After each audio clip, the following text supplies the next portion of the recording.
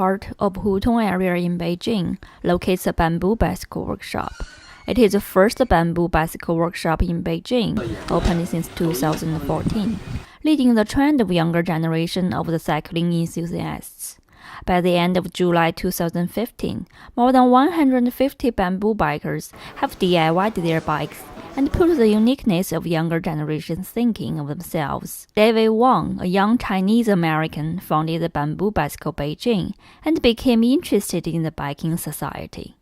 I've been in China for about 6 years now, and before I started this workshop, I was actually salvaging a lot of bikes from the street, and actually there's many bikes that are thrown out and people just leave them outside in different apartment complexes and in the streets and all over the place. And I was taking them home to my apartment and rebuilding them. At the same time I was building these bikes and thinking about, how can, right now it's really important to Chinese young people and to consumers in general to have some sort of social value to what they use.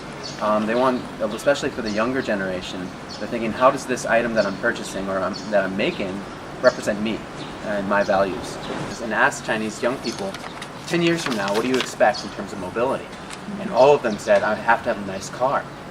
And when we asked why, actually the answer was usually, either to get married, to get a promotion, to have some sort of social standing in society. To David and his fellow bikers, it is more than a workshop, and the bamboo bikes are more than commuting tools. A small and active community has been built, and the lifestyle of riding on a cycle reflects Chinese younger generation's culture nowadays. And I do think that's very important to create community. It's not to say, there's one person who's going to change how Beijing looks and what community looks like.